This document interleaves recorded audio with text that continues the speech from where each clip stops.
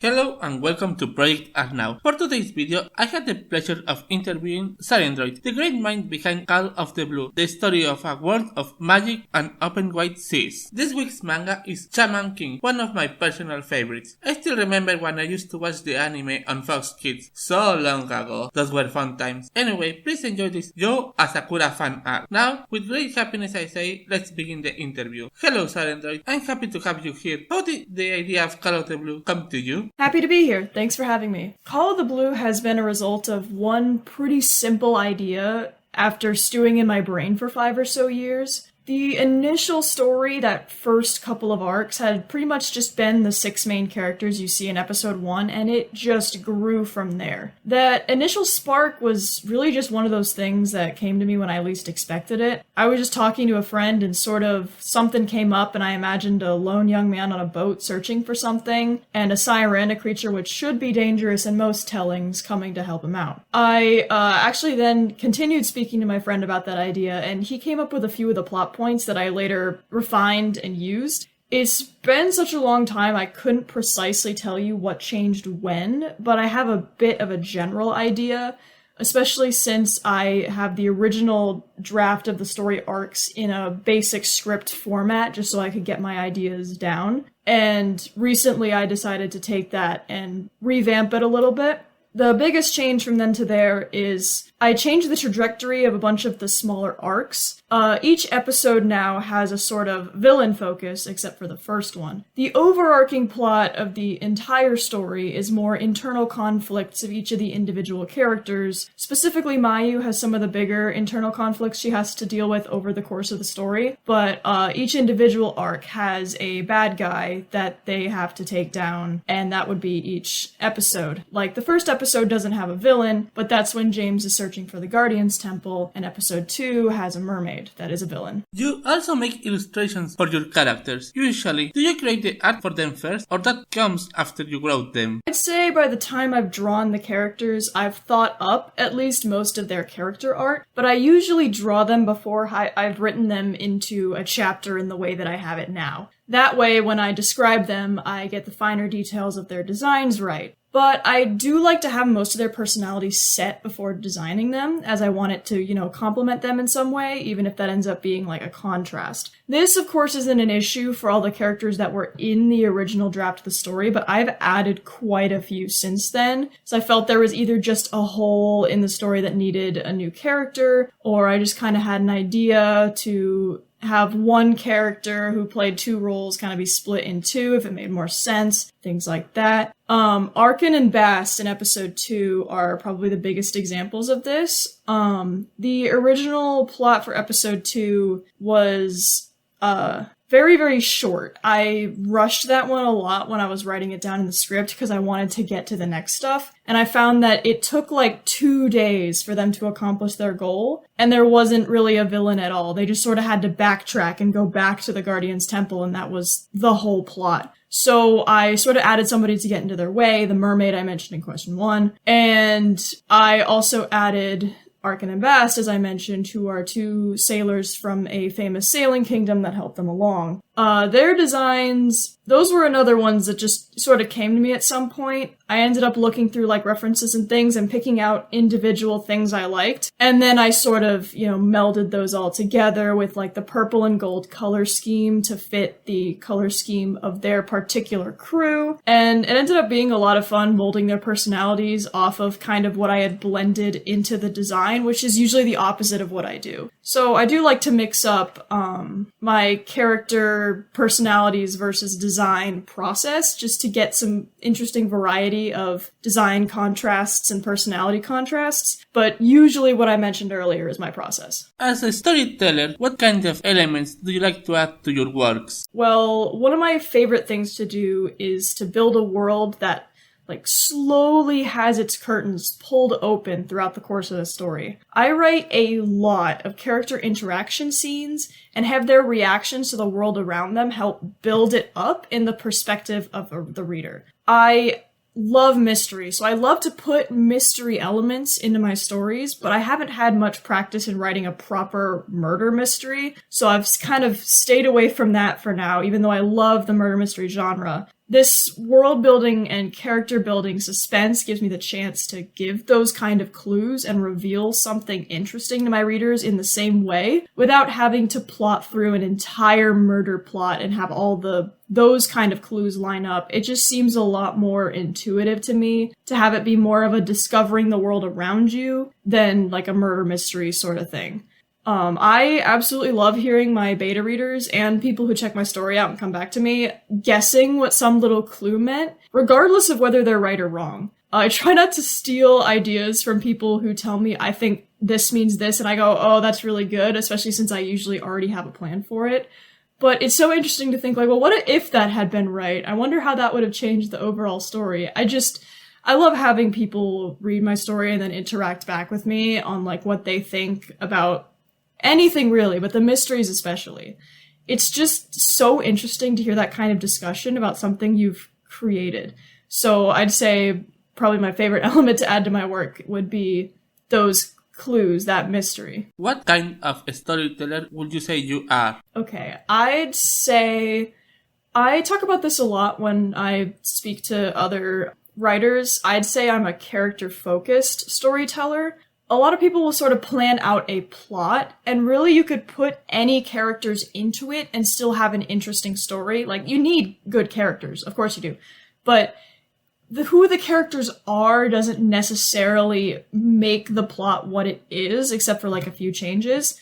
For me, the plot absolutely bends to the will of the characters I write into it.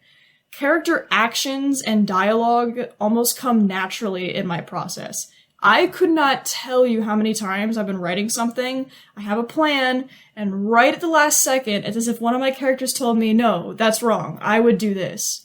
Like, they are such divas sometimes. I've had characters entirely slowly morph in personality over, like, my original drafts of writing things, and that has always been so interesting to me. Ricky did that especially. The personality you see in him in this particular iteration of Call of the Blue is kind of it's in the middle of his character arc the first time. Because initially he was just like a complete flirt, kind of a jerk, and at some point it just kind of felt like it seems like he's faking all this, and then that ended up being what I wrote it as. He was sort of faking a more confident attitude. And now I have it written so that at the very start you can tell he's unconfident, but I still get to build a little bit more of that, like finding out why he's not confident, what he isn't confident in, all those sort of things. But he sort of initially changed that himself, it feels like. Like, obviously I wrote it, but it's just as I was writing, I sort of put pieces together in my own, like, it kind of seems like he's faking it. I wonder if that would be more interesting, and I think it was. I think another good example of the character-focused storytelling would be a scene from episode 3.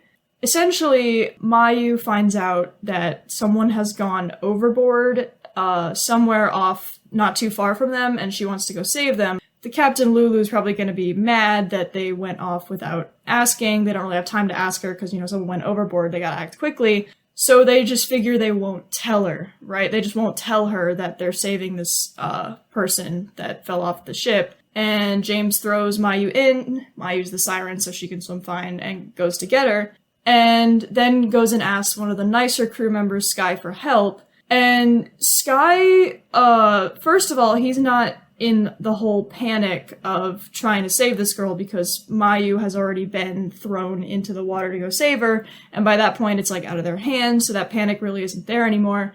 So when he goes to ask Sky, Sky's also a lot more rational. He thinks things through better than those two. I immediately realized it would be somewhat impossible for them to hide it from the captain, considering your two options here are for Mayu to give the overboard human back to the people on the ship, which would be dangerous for the both of them because they'd be like, oh, that's a siren, we need to kill it.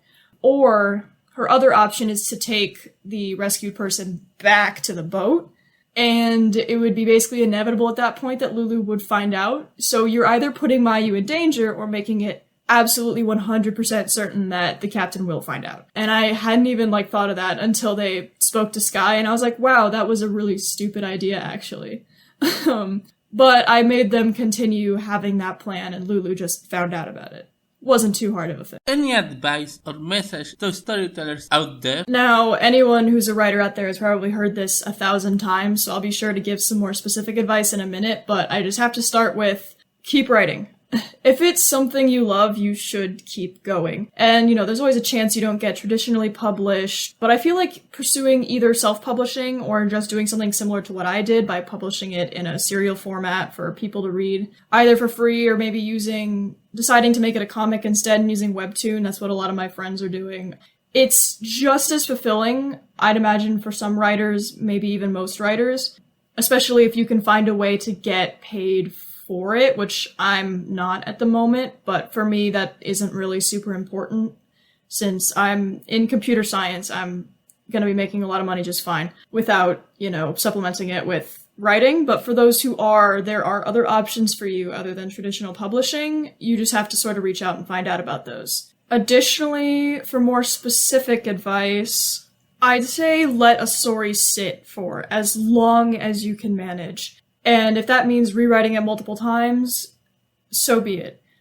Call of the Blue was initially an absolute mess. Complete mess, which is why I had to rework the arcs like I mentioned earlier. There'd be stuff left unresolved because I just threw another plot point in there completely randomly, and then they'd go off on a completely different arc with a different goal, come back, that other goal's still waiting for them, completely unmentioned, especially because of that transition between land and sea.